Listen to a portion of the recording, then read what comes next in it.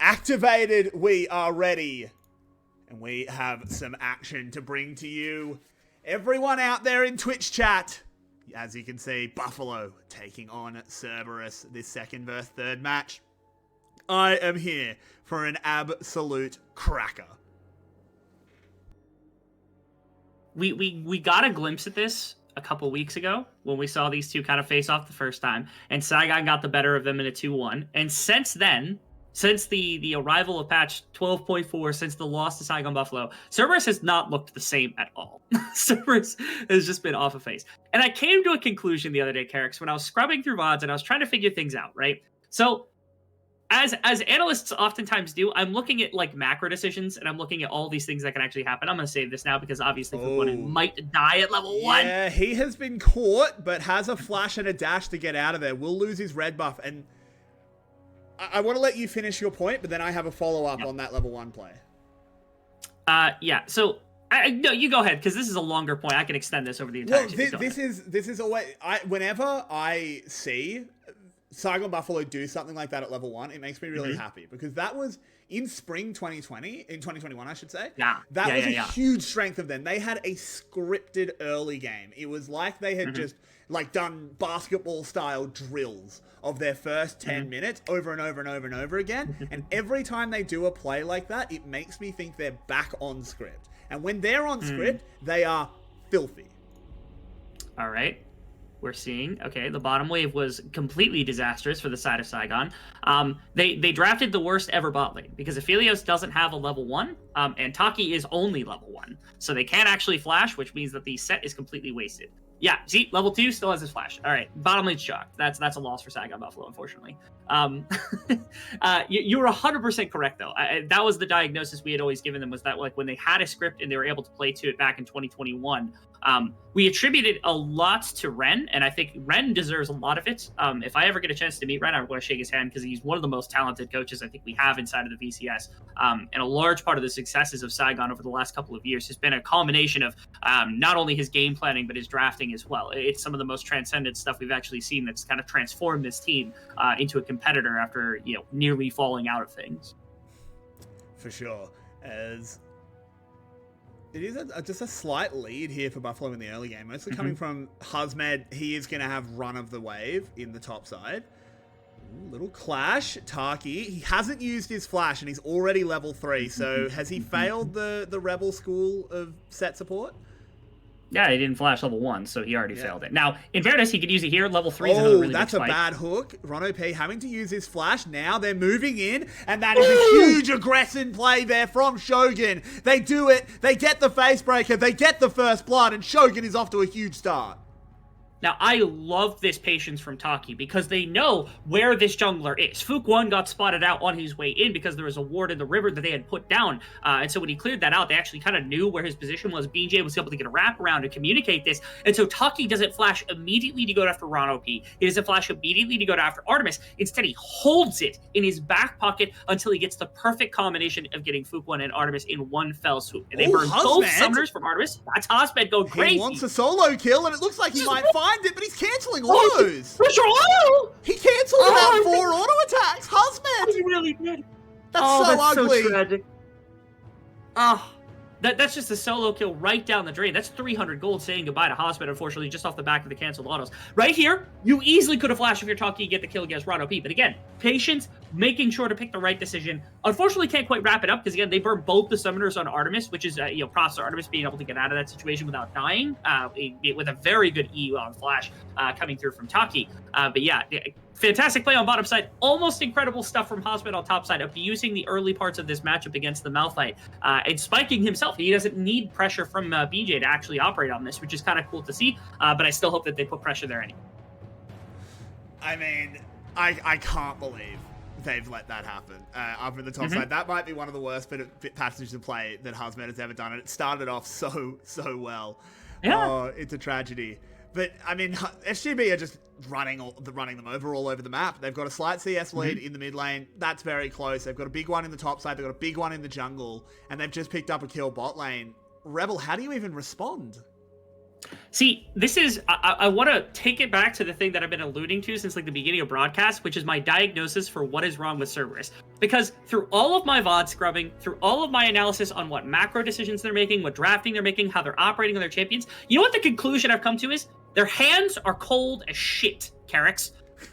I'm watching them make terrible plays that I would not expect from Yato and players that are supposed to be at the top of their position, right? Coming out of winter, Pun was supposed to be the number one, or at least a top 3 top laner because of his ability to close things off. Yato was supposed to be a top 2 mid laner. They're not playing like that. Fook1 is not like playing mechanically like he should be, and it's causing so much in terms of resource to be wasted because a play that should take 2 people is taking 3 or 4 people to operate on now, and it's costing them so much. They're losing so much on the other side of the map, and that's what lost them against Secret. It's what lost them a couple of other series against teams that should be arguably worse because they're using so much to recover from the fact that they aren't able to play the way we expect them to because, again, their hands are cold. And so in this game, I was like, they need to show me that their hands are actually capable of taking contests against some of the better players inside of the league. We talked a little bit about like Froggy and Hosbet during the break and this bottom lane. So far, they haven't showed me anything to suggest that they are better in terms of their ability to actually play out in individual circumstances.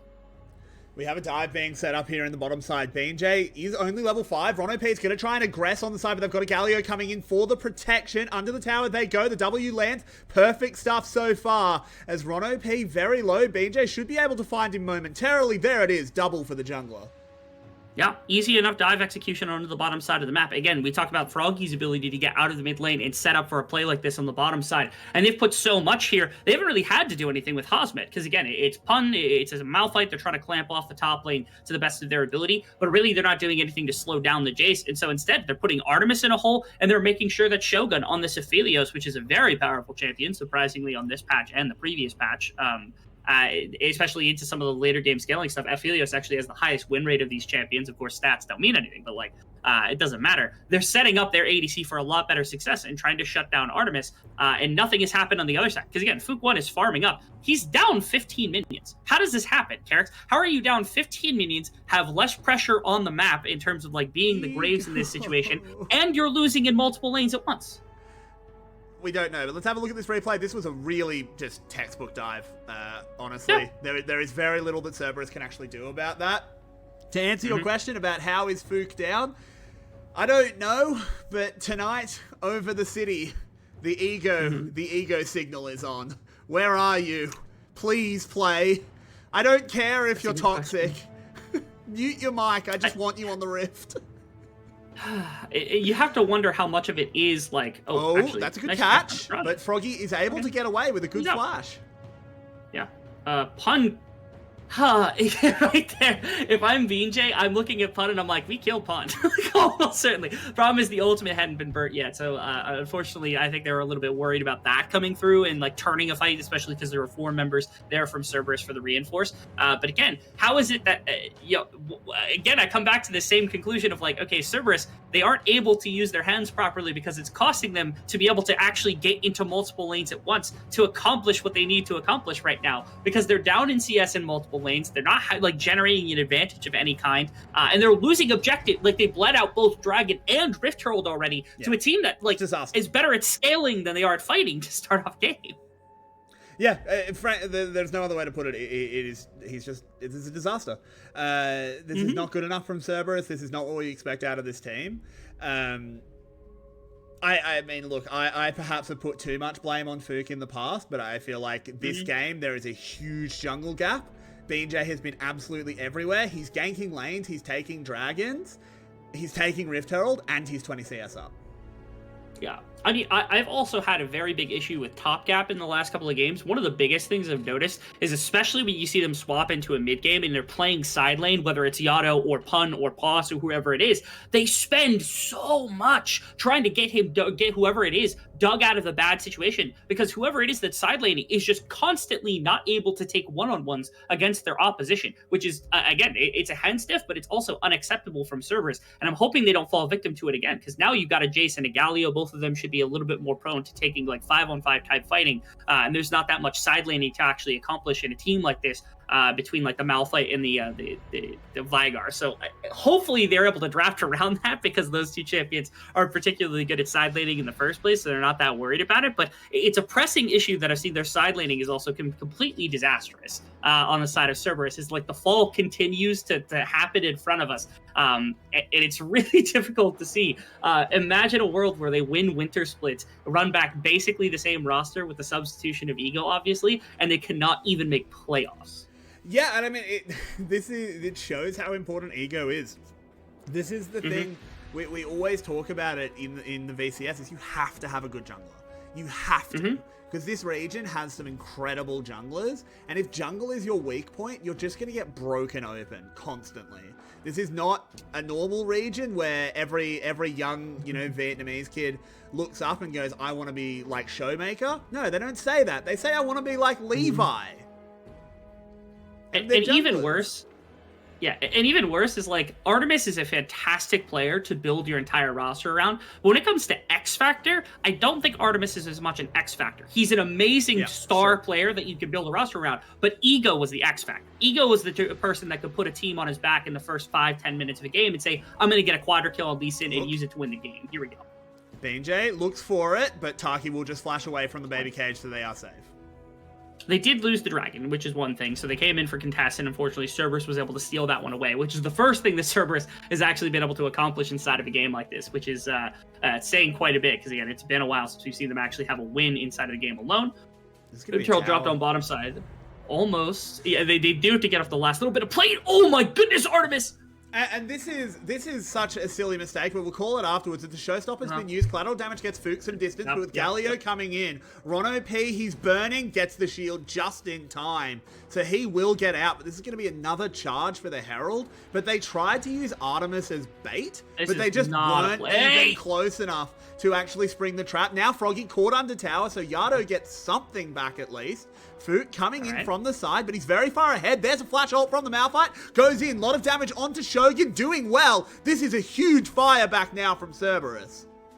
And this is an overexertion from the side of Saigon Buffalo. The place where they overexerted themselves was underneath the tower. If they're gonna go for Yado, they have to full commit to it, but it seemed like Froggy wasn't willing to like full commit, or they were like soft trying to catch him with like a very, very wide range taunt instead of anything else. And it caught him in the bubble, and that kind of led to the demise of the rest of the team, because everyone was like posturing as though he was gonna catch him, and it didn't happen. Now, grand scheme, they get bottom tower and all the plates off of it. They get a charge onto the inner tower and bot side, and they get 2 powers for Hosmed, and they're not even going to catch Hosmed because he's going to be able to back in the meantime. So yes, a couple of kills traded over the Cerberus, but ultimately, the amount of gold doesn't really change, and you get a ton of gold into multiple members like the Aphelios and like the Jace that are going to be your late game kind of win conditions here. And this starts off with just a super decisive play onto Artemis, and Taki completely stopping Fook and Rono P from springing the trap.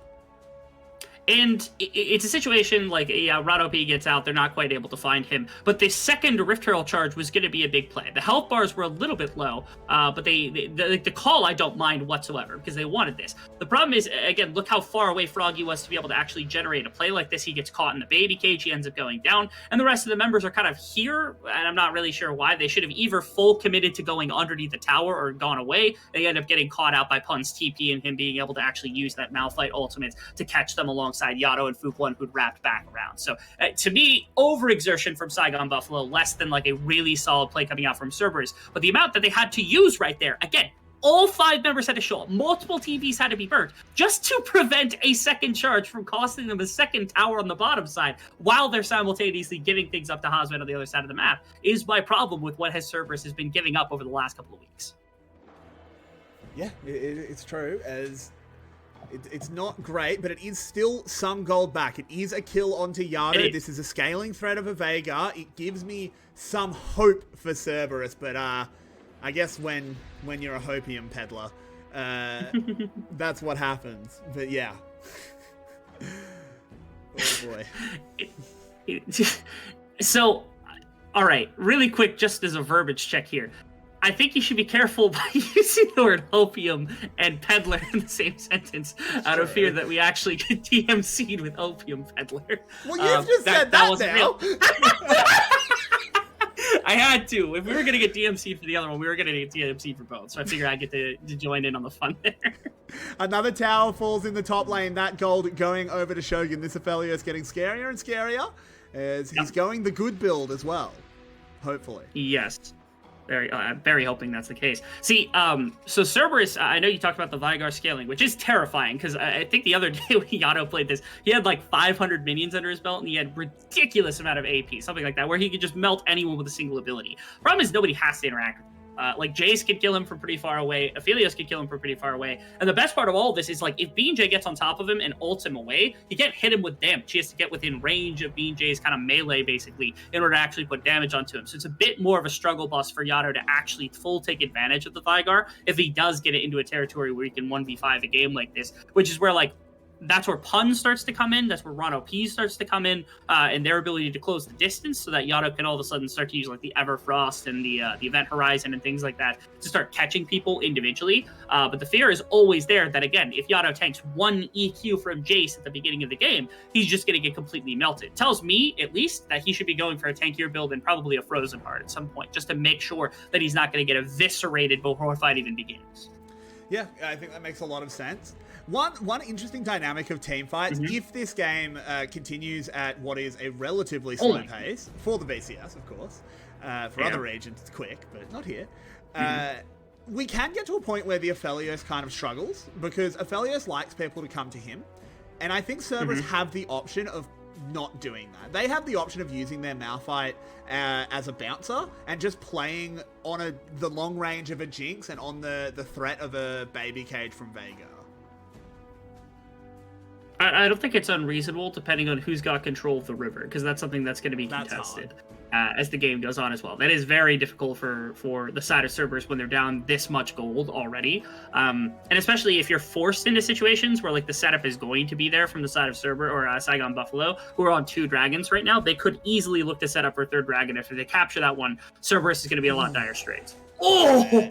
Hazmed, lovely flash there. The Moonlight Vigil misses, so they are able to get some damage back onto BJ, but the Crescent Guard will protect him from most of it. Nothing lethal being dealt. That's a huge baby cage. Locking them up. Hazmed has to get that shield. Oh, that's a massive ultimate. Oh, Galio ultimate is huge as he knocks up 2, and they go under the tower. They have killed 2. They go around onto Yato, drops down that Dark Matter, has another Event Horizon to try and defend himself. Can he take down BJ? It's flashes on flashes. It's an Everfrost. He needs to find a little bit more damage, but it's not there. BJ gets him. Oh my word! He's dancing on him like an ice skater right there. BJ went crazy. You think at the end of that fight, okay, don't even want to talk about the fact that Jace just went immediately top lane and killed Artemis, who wasn't even there. Doesn't matter. Anyway, the beginning of this fight is so crazy for Saigon because they lose a bunch of their ultimates and a bit of their health off the back of the initial engagement. But so much of Cerberus is like engagement themselves. Underneath the tower is cost because Pun no longer has the ability. Really, they're just kind of posturing on Yato's Event Horizon, which worked really well to bubble in a number of members here from the side of Saigon Buffalo. But then everyone's condensed together, and in comes the grand entrance from the Gallia, which kind of destroyed this whole fight structure from Cerberus because they have nothing to fight with afterwards. They have so many members that are exploited in a situation like this where they're able to be taken advantage of underneath of their own structure among all other things, which is kind of crazy to think about. And Saigon take commanding lead of this game, which is already hard enough to deal with from Cerberus. When they're down 3,000 gold, now they're down 8,000 gold. This is a replay of the whole thing, and I love how quickly everything kind of condenses. Yeah, I mean, imagine if they had a Malphite ult. If they hadn't used the Malphite ult and they had it here. Oh, also look at Taki. He got 3 people inside of the E-pole between a bunch of other people, and that pushed everybody together for Froggy, who didn't tag everybody with the ultimate, obviously, but it was enough people and it was enough kind of forcing pressure to actually allow them. And BJ, man, look at him on the side there. He did so much to mess with Yato. And this was my favorite part of the whole fight. Is Hosmet just teleports top. Artemis isn't in that fight, so they don't have their damage back. And he just kills Artemis because, why not? Artemis, this is what you get for side pushing as an ADC in the midst of a team fight when you should be mid lane doing the damage for your team. Oh my, now this is a dominant performance out of SGB. This is the kind of stuff we want to see from them to show that they are a worthy challenger to GARM. And if they are in that 2nd place, there is every chance that this is our MSI team. So we want to see performances like this. Yeah. because we've been looking at it and going, obviously we want to send Garm, but if we can't, we need to still send someone worthy to represent the VCS, and this kind of SGB is that team.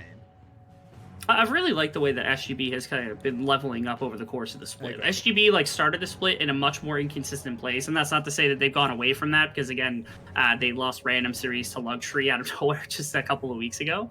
Here's a nice flank from Taki. Oh my god! Look at them go, and they get the huge taunt as well. Fuquan is melted down. The rock is mined. Ron P will be sent to the depths. They just give Shogun a triple. They'll move over to Baron, and I think we can already start talking about game 2.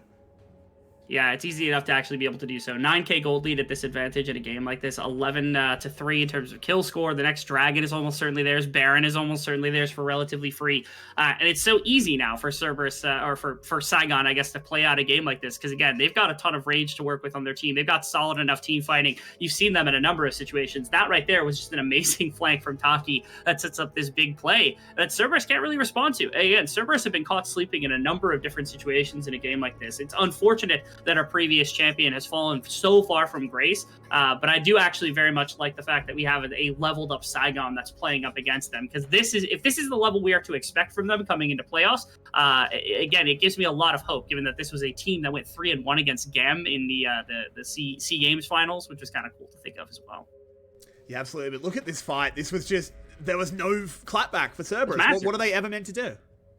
Yeah, it's just masterclass. And again, you could talk about the combination of Taki with Galio right there, which is everything. Like, the fact that they have a set that's able to get an amazing flank like that to set up the remainder of the team, to be able to set up the rest of the engagement to come through all at once, that was done and dusted. This is a champion that should have very little impact, given the fact that there's a Vygar standing in front of him with a cage, but that's just the case. Like Taki just finds a way to actually make it work. He's making Set look like a better late game champion than most of the time he's actually going to be, which is incredible to think about. 100%. But another Dragon now secured. They are on that mountain soul point. Things do not get easier at any point for Cerberus. This is just Saigon Buffalo sort of on a bit of a victory lap. They have taken all but one of the outside of the base towers, as I remember how to talk. They have this Aphelios, who is incredibly powerful. Artemis, I should say, has been completely shut down in this game. This is one of the worst games we've seen out of him. He has been utterly useless on this Jinx. I mean, how do you even begin to approach a comeback? Or what do you change in draft for next game? Again, the biggest thing is, like, you had a lane on top side that was supposed to be neutralizing, and you were losing it from basically minute 1. And when that was the case, all they actually had to do on the side of Saigon Buffalo was make sure that there was somewhere else to attack with your Galio, and so they made it bot side. And it seemed like Cerberus weren't ready for that at all. They got hit 2 or 3 times with really solid engagements, really solid like ganks that came in from both BJ and Froggy at the same time. And they were thrown for a loop for some reason, but they shouldn't have been thrown for a loop given just like what was happening. BJ caught out, actually holds that Crescent Guard for ages until he finally feels threatened. Is able to use that Jinzhou ult to disengage, goes and heals up off his wolves. So all of that pick amounts to basically nothing. Yeah, and they're playing like this soft 4-1 where like there's a like Hazmat can kind of bounce between mid lane and bot lane at the same time. But this whole time it's actually been Froggy in the side lane, and look how much damage Froggy's done. He pushed the entire top side as a Galio all in his lonesome because of how much Cerberus has to exert elsewhere on the map just to prevent Saigon Buffalo from winning the game or taking the bottom tower. Yeah, and he can always ult in if there is a fight. But look how deep he is. He's just in the enemy base, trying to harass onto them.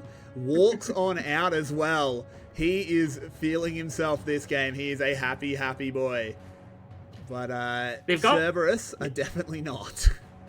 No, they're not. Again, they're kind of in they're in the walks of defeat right now, waiting to see what happens for game number 2 and what differences they can actually make. Because I know you talked about what strategies they can employ, whether or not they bring Ego back, all the thoughts of what Cerberus is actually going to be able to accomplish. But right now, things aren't looking particularly good for them. They're just trying to figure those out as we continue in this game. It's going to take Saigon at least another Baron buff to be able to actually finish that out. They could also wait for Mountain Break, because again, Mountain Soul, if you've got 3 of them, it's like all of a sudden, like, Artemis being behind, Yato being behind, these are all exacerbated very, very heavily to the fact that Saigon is just not going to be able to be killed in the slightest, especially with the amount of damage they've got from range.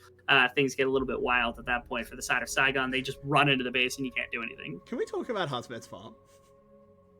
Husband's crazy. That's 300 25 minutes. Yeah, see, you're supposed to play into making sure that the Jace cannot do anything in the laning phase. And so at the beginning, when Pun was getting bullied, I was like, that's not good. And then that continued for the rest of the game. And no one did anything about it. Which is why you don't pair a passive jungler with like active or like relatively active lanes like this. Because you can set up so much. Or if you're going to play this, play to Pun. Because Pun can press his ultimate key on the Jace. And then all of a sudden, Jace is knocked up in the air. Fook 1 can put in the damage. And then they get like Fook 1 into a better place where all of a sudden the Graves is better into like the Xin Zhao when it dives in, the Galio when it dives in, the Set when it dives in. But that doesn't happen, right? Because Fook 1 is still behind in this game, was trying to farm out in the early game, and they expected Pun to be fine on his lonesome. Sure, he didn't give up any kills. But yeah, you can see the ramifications of what happens when you leave a Jace alone to his lonesome in a matchup where Hosmed had just better hands than what Pun was able to bring. He's up over 100 farm, and he's got well over 10 CS per minute at this point. It's pretty insane, this performance from him, as he is just an absolute monster in the side lane. Yado is completely unable to approach, has to use max range spells to just desperately try and clear out the wave, which is all Cerberus can really do. Saigon Buffalo, at the moment, they're not looking for anything. They're just waiting. No. It's a minute from the two big objectives coming up. They'll send probably one person to go get the dragon. The rest of them will get the Baron, and then they'll look for a fight in earnest. Fook 1's just been taken to half health, but they have caught onto the Set, puts up a big shield, and they do get a kill. Yeah, I was about to talk about the fact that like Saigon Buffalo was doing a good job not like just randomly fighting or getting caught out or anything like that between objectives. But of course, this is VCS, and so I'm not allowed to be right. Instead, they're just posturing, I think, for a fight. That's rough, buddy. That's really rough, as now they've caught Cerberus out. They found the flank. Pun will go in and get a knockup, but they've already taken one down. They answer with one. 3v3 on the map currently. Artemis is just not able to deal damage due to this Crescent Guard as the Xin Zhao tanks. Ooh!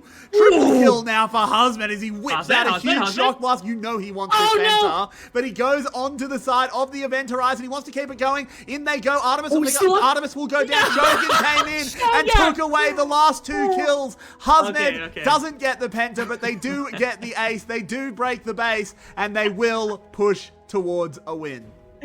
I thought they were playing for the Hosmed pentakill. I really did. I thought Shogun could have locked him down with grabbing him, and it would have been fine. Ron OP is the only one up, and left as Hosmed and Shogun should just be able to go down the tower. Yeah, and I mean, look, Ron OP, I think he could have played back a little bit and maybe tried to 2v2 with Pun, but they know this game's over. It doesn't matter. Yeah. This is all over, but the crying, the rest of SGB is arriving. They will try and pad their stats, of course, as a showstopper puts one in the dirt. The next is that Malphite, and then finally they'll turn onto the Nexus as Saigon Buffalo have absolutely dominated Game 1.